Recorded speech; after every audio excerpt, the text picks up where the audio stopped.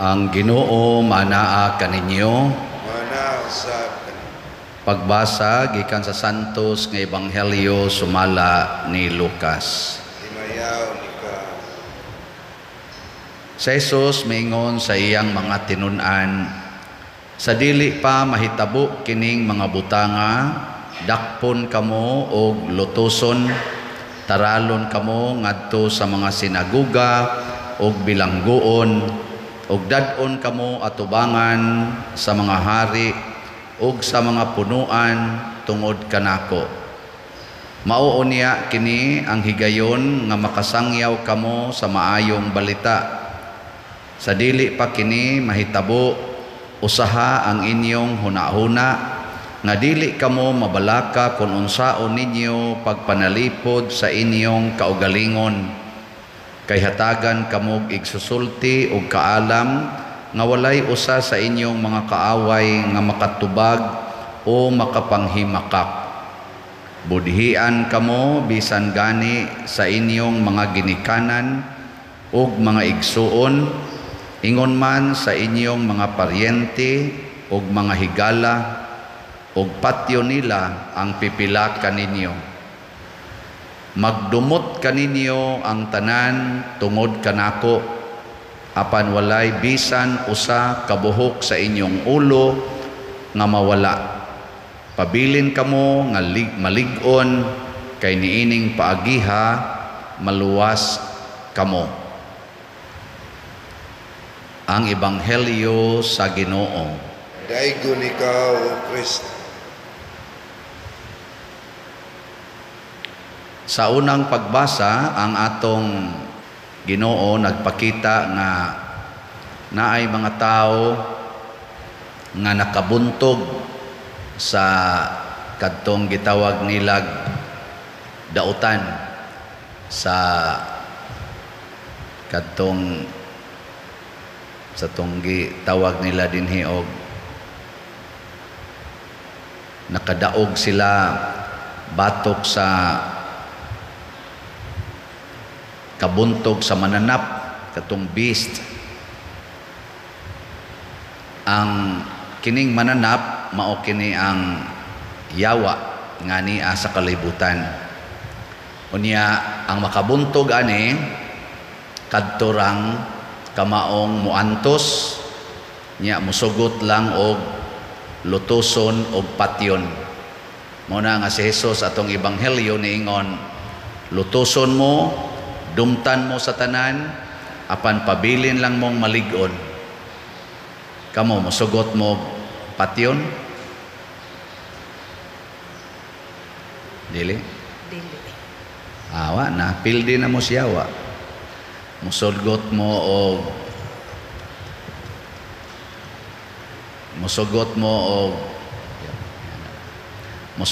og sakiton, musugot mo og butang-butangan, sugot dili. Musgag tubag. Usahay di gid ta dili usahay, kadaghanan gyud di gid ta kahimo. Ngano man naa man gud ta gyud natural nga gitawag nato og self preservation sa in English, kana bang panalipdan gid nato atong kaugalingon. Muna nga niingon si Kristo diri, hangyoon ta mo, ayaw mo kabalaka kung unsaon ninyo pagpanalipod ang inyong kaugalingon.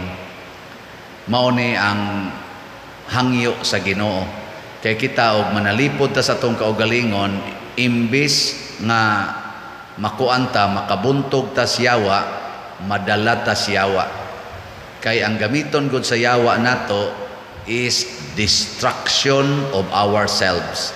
Ang atong kaugalingon ba iyang gubon nya, kung manalipod ka sa imong kaugalingon, ang resulta makasala ta.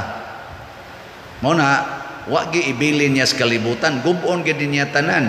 Sama ana karon nga igo anang gubat, guba mga balay, mga kinabuhi, guba kaning linog, kanini ang mga flash floods, kaning mga landslides, guba yun.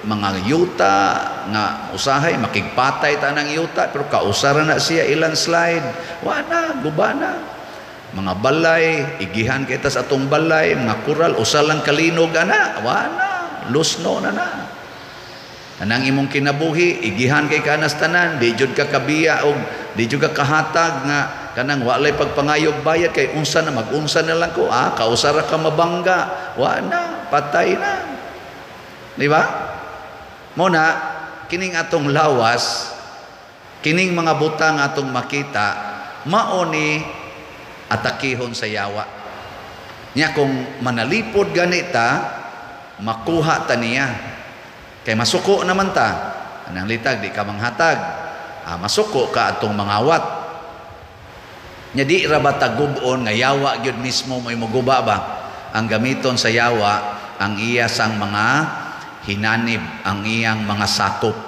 kana bang mga taong giyawaan gilingian ay mong tupad tanawa ko noong naong giyawaan ba wa yawa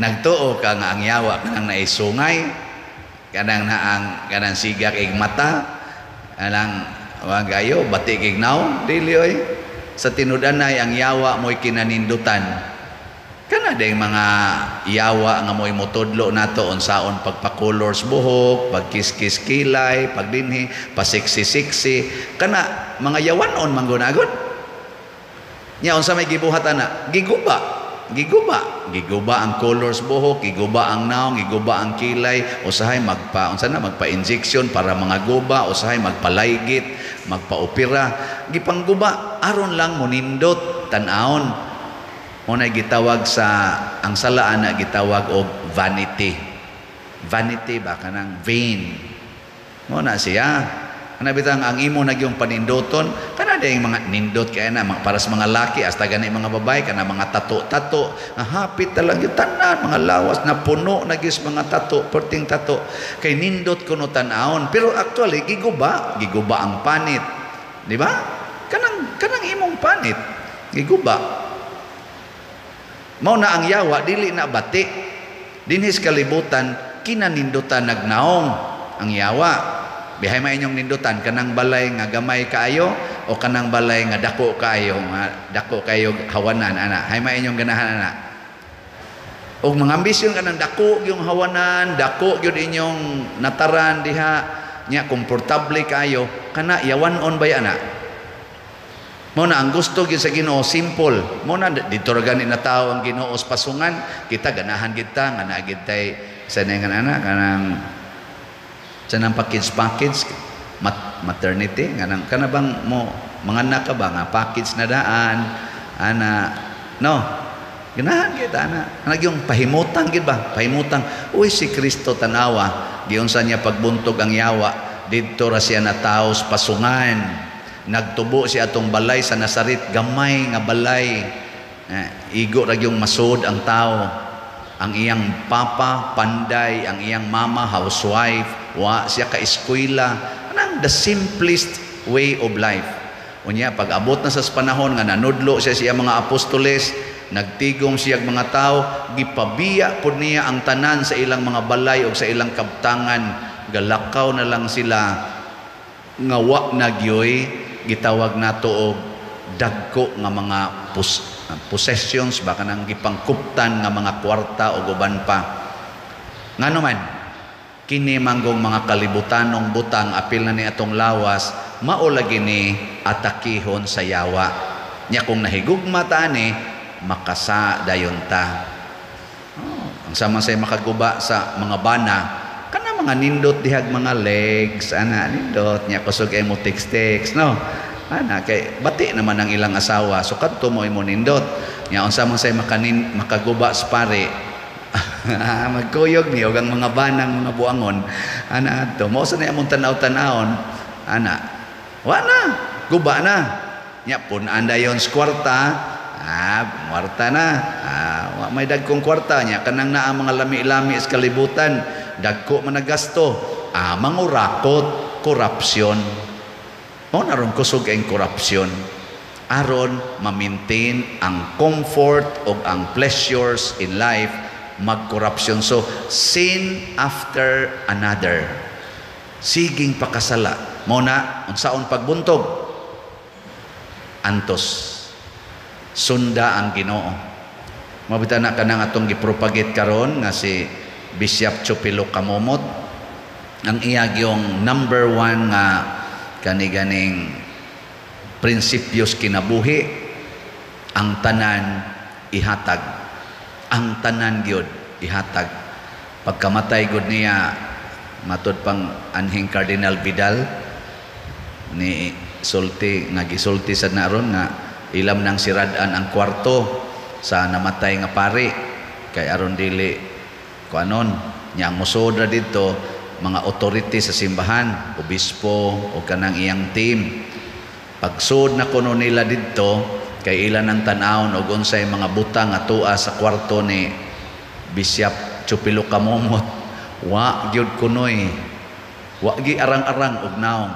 Nangita sila og kana igsusulob niya nga kanang kasak, kanang iya bang sutana ba.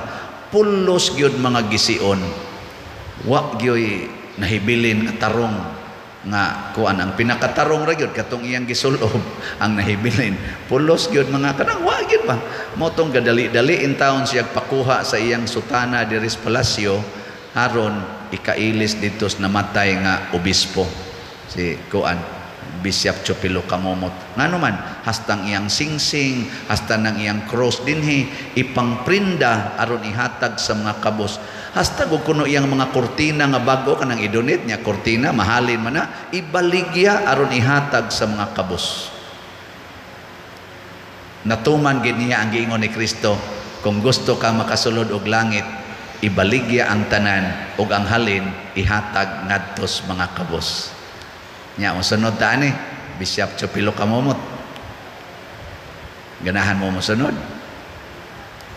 O ganahan mo mosunod, dali kay mahurot ning atong slot.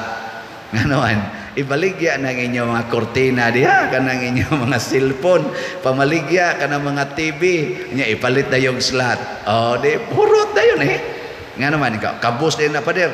Oh, ang parokya nato karon kabus man, di man katukod. Dili makatukod sa iyang kumbento nga nindot-nindot nga magamit hangtod sa sunod pang mga daghang katuigan kay wap amantay kwarta. Pero pasalamat lang ko kay ang atong halin gahapon sa DOPS as of yesterday niabot na og 12,185. Oh, pa 12,000 na, hapit na nimo 15. 2,800 na lang ka slots ang kuwang para mo 15,000. Nya mo na mo signal nga pwede na ta mo sugod og tukod sa atong kumbento. Hotda din ninyo karon. Malit la mo tanan og slot, ugma ako ra bang birthday ugma ana. Daghan kay namalit karon nga Pader ako ning birthday gift nimo. Analipay ko kay murag 2,000 na kapin. Ang mga 10,000 man to, so mga 2,000 na sad kapin ang inyong birthday gift nako. Nya ako ra sa ning i-gift nganhi sa simbahan. So punin na lang laing laing mga 3,000 lang no gikan karon sus mahalin na tag 3,000 ko to weekend nindota ga no. Mo ginay inyong birthday gift nako. Kuto pa ning ako pamaligya og birthday gift para sa akong birthday kung makaabot ko ugma hangtod pa ni sa November 30. Kana i-consider na nako nga inyo pa ng birthday gift nako para ni sa simbahan. Ako lang ning ipasangil akong birthday para maka natay rason ba. Siyempre inyo sa kong lipayon mo manay kalipay nako ug hibaw sa ko makalipay nas Ginoo pero wa na diri sa akong bulsa masod ha na ara gina dinhi sa simbahan mo ra ganay akong ikagarantiya ay dili gina siya musod sa akong bulsa ang inyong gipalit bisan kanang birthday gifts ninyo pulos gina padong sa atong slots.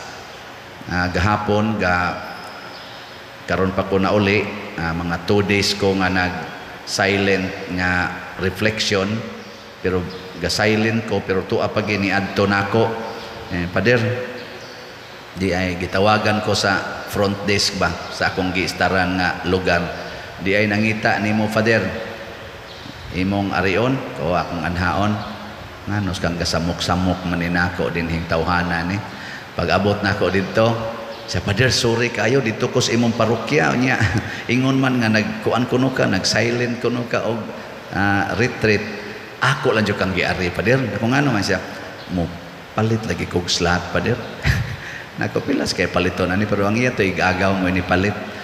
Ni palit siya og 50 ka slots. Di ba? Ang ngayon sang gawason. Pagtan-aw ron ako sa atong bangko, dili ni pagkumparar ha sa nag-donate. Actually kamong tanang ni palit kanang pulos gina nindot o gidakon. Ang gidakon ana pulos gina nindot sa Ginoo pero panghisgutan lang ni nato sang nasa mga makaingon sa taba nga dili normal sad nga ipalit. Karon na inipalit nato og 55 ka slots, nasa inipalit og 240 ka slots, nasa inipalit og 100 ka slots. Karon lang ba pag masiyar nako sa akong birthday o di dako-dako na ni, di ba? Kaingon ko, unsa man ni sila? Ako ba'y hinungdan? Siguro jud kong dili. Ang hinungdan ang ilang gugma sa simbahan. Nahimo lang kong gamayng rason para murabag kung sa pusil pa ni mura kog firing pin ba kanang muana ra ba unya ang gugma gid sa simbahan ang ilang kasing-kasing puno sa paghigugma. So congratulations ninyong tanang na malit kay inyong gipakita ang inyong gugma dili lang dinhi kung dili sa tanang simbahan. Nasa ni palit og usa ka slot in siya Father ako ning gipalit usa ka slots kay naa sa koy 5 ka simbahan nga ako sanggi hatagan. Ako lang ning bahin-bahinon Father ha. Nako sus kadako na ana. Siya gamay ra jud kay ni Father pero ako lang ning ibahin-bahin nya na sa koy pamilyang giatiman sa tom siya sa abroad ana. So kamong ingon ani ba gugma ni sa pagpanghatag ug mao ni ang makabuntog sa tentasyon dinhi sa kalibutan kana bang tigom gyud tigom biyaan ra ni natong tanan inig husay nas Ginoo adto ta sukdon sa atong pagpaambit nining mga butang dinhi sa kalibutan. Mao na nga matod pa diri sa atong tubag sa Salmo, dako og katingalahan ang tanan mong mga buhat Ginoong Dios nagamhanan. Nganong dako man kaayo og katingalahan tungod kay di ta makatugkad ngano nga ang Ginoo nga tag-iya sa tanan ni puyo sa kakabos nagpakamatay para nato aron ta maluwas. Di ta katugkad ana nga ang Dios nga way kamatayon miagi og kamatayon aron lang tang mga dunay kamatayon mahatagan og kinabuhing way katapusan. Purting dakoa ana nga misteryo pero usara gitubag tungod kay nahigugma nato ang Dios og nangayo sad siya nga ang ato sang gugma ato sang ihatag ngadto niya.